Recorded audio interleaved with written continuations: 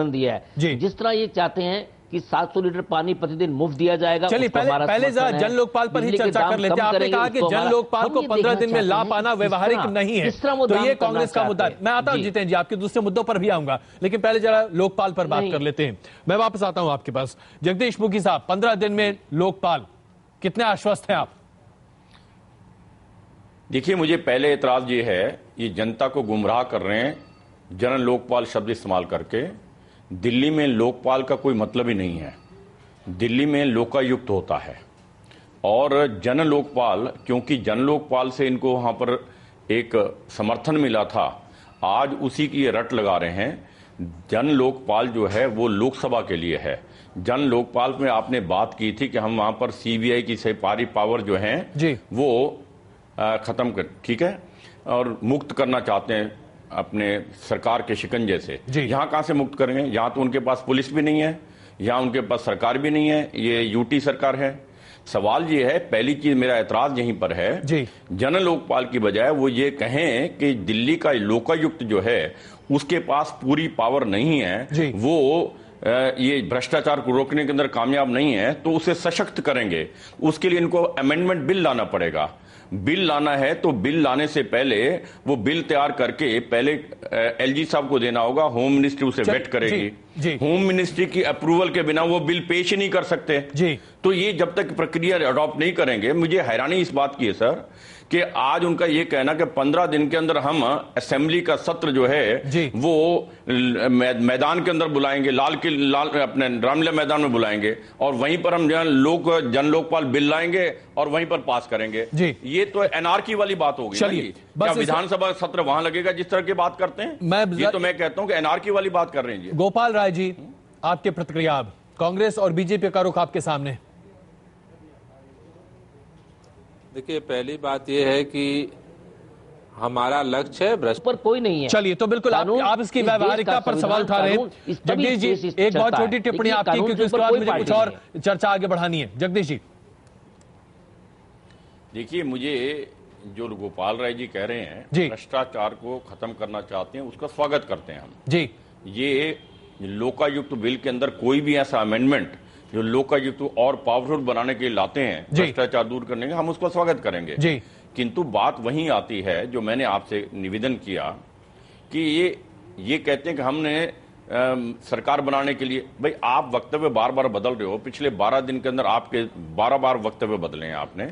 कभी आप कहते हैं कि हम कांग्रेस का या किसी और पार्टी का ना समर्थन देंगे ना उनसे समर्थन लेंगे, उसके पश्चात आप उनके सरकार बनाते हैं जी। आप अपने प्रिंसिपल को ताक में रख देते हैं। एक तरफ आप ये कहते हैं कि हम सत्ता नहीं चाहिए, हमें तो केवल मात्र व्यवस्था में परिवर्तन करना है जी। व्यवस्था में परिवर्तन करने वालों के अंदर इतनी सत्ता की भूख तो मैं पहली बार देख रहा हूं जी किसी व्यक्ति के अंदर। जगदीश जी, आप सारे सिद्धांतों को ताक में रख करके भी आप विरोधी विचारधारा के साथ मिलकर कांग्रेस के साथ मिलकर चर्चा करते हैं। मैं आपको बीच में रोक रहा हूं, माफ कीजिएगा। आज हम तमाम वायदों की व्यवहारिकता पर ज्यादा चर्चा करें तो बेहतर होगा।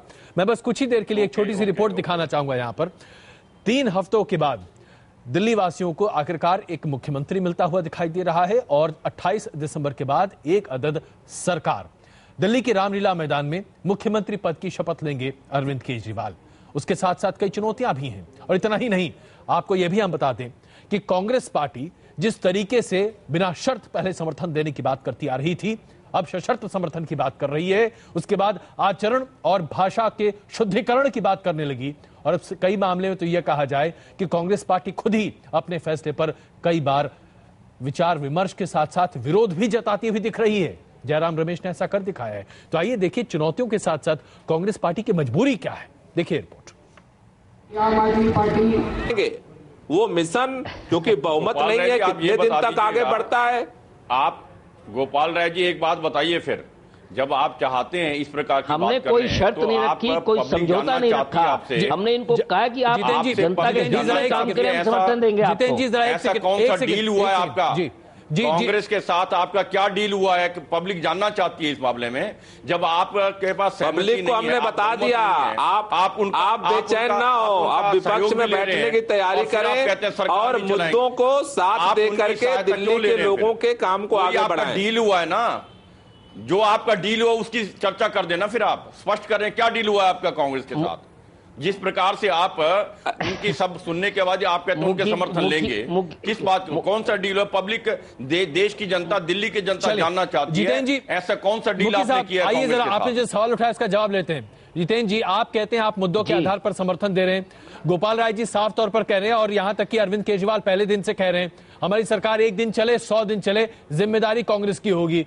यानी कुल मिलाकर सारी जिम्मेदारी आपकी होगी, सरकार चलवाना आपकी जिम्मेदारी है। क्या ये जिम्मेदारी लेने के लिए आप तैयार हैं? अगर नहीं तो अभी भी पैर पीछे खींच लीजिए। मैं निश्चित तौर पे, देखिए, मैं एक बात मुखी जी से पूछना चाहता हूं, जो मुखी जी डील की बात कर रहे हैं, मैं उनसे एक बात जानना चाहता हूं। सुनिए, अगर सुनिए, डील पर नहीं, सुनिए, अगर सुनिए, मैं पूछ रहा हूं, आप बताइए, आपका कोई ना कोई डील हुआ है ना? बात पे आ रहा हूं, इसी बात का जवाब तो देने दीजिए मुझे। डील हुआ है आपका ना? मुखी साहब जरा मुझे बात जवाब तो, जो मुखी जी ने क्वेश्चन किया उसका जवाब तो मुझे देने दीजिए। सुनिए मुखी जी, सुन तो लीजिए, आप बड़े वरिष्ठ नेता हैं, हम बड़ी आपका आदर सम्मान करते हैं। दिल्ली की जनता जानना चाहती है जितेंद्र जी, आपकी क्या मतलब, ऐसा कौन सा डील आपने किया सरकार जो गिराने की जिम्मेदारी मैं उस बात का जवाब दे रहा हूं। नहीं, सरकार, आप डील की बात तो सुन लीजिए। जितेंद्र जी, ऐसा है, मैं आपसे ये सवाल पूछता हूं, सरकार गिराने की जिम्मेदारी किसकी होगी? देखिए, मैं मुखी जी जो बात कर रहे हैं उसका जवाब तो मुझे मुखी जी से लेने दीजिए। नहीं, आप दे दीजिएगा, लेकिन पहले इस सवाल का जवाब दीजिए। जवाब में सवाल किया है, जवाब कैसे लेंगे? जो वादे इन्होंने किए, मैं तो ये कह रहा हूं आपसे, हमारा पूरा दिल्ली की जनता जानना चाहती है ऐसी आपकी कौन सी डील हुई है? और मैं मुखी जी से जानना चाहता हूं, अगर आप पार्टी दिल्ली के बिजली के दाम, मुखी साहब और जितेंद्र जी, माफ कीजिएगा, मेरे को मुखी जी जवाब देना चाहूंगा आपको, मैं बीच में हस्तक्षेप करना चाहूंगा। जितेंद्र जी, आप 18 मुद्दे उनको भी भेजे थे, जवाब नहीं देते बना। हम उस मुद्दों को लेकर के आगे बढ़ेंगे, जब तक हमारे मुद्दे आगे बढ़ते रहेंगे हम सरकार चलाते रहेंगे। गोपाल जी, आप भी एक राजनीतिक जवाब दे रहे हैं। आपको चिट्ठी लिखने का अधिकार ही नहीं था हमारे पास है, आपको हमारे पास चिट्ठी लिखने की क्या बात थी? खरी बात आप लोग जब हमने कहा कि हम अपोजिशन में हैं, मुखी साहब, आप हमारे से क्यों उम्मीद कर रहे हैं कि हम जवाब देंगे? ये बहुत अहम होगा आपके लिए भी। नहीं, इन्होंने बात की ना, हम क्यों जवाब देंगे इनके सवालों का? एक सेकंड मुखी साहब, हम क्यों जवाब देंगे? जवाब आप भी सुन लीजिए। गोपाल जी, इन्होंने चिट्ठी क्यों लिखी है बताएं? जब हमने पहले ही बता दिया कि हम सरकार चलाने की जिम्मेदारी किसकी है? 32 लोग होने के बावजूद हमने कहा है कि हम, हमारे पास मेजोरिटी नहीं, हम अपोजिशन में बैठेंगे। सरकार चलाना मुद्दा नहीं है, समाधान मुद्दा है। जनता के मुद्दों को समाधान करने की जिम्मेदारी हमारी है। सरकार करेगी या नहीं, इसकी जिम्मेदारी आपकी होगी या कांग्रेस पार्टी की होगी? सर, ये तो परिस्थितियां तय करेंगी। चलिए, आप सबों का बहुत बहुत धन्यवाद। समय हमारा यहां खत्म हो रहा है, इसलिए चर्चा को हमें यहीं खत्म करना पड़ेगा। लेकिन एक बात तो तय है, आप पार्टी इस बात का स्पष्ट जवाब नहीं दे रही कि 5 साल सरकार चलेगी या नहीं, और अगर नहीं चलती तो जिम्मेदारी किसकी होगी। बहुत धन्यवाद आप सबों का इस चर्चा में शामिल होने के लिए। वापस आते हैं कुछ और खबरों के साथ।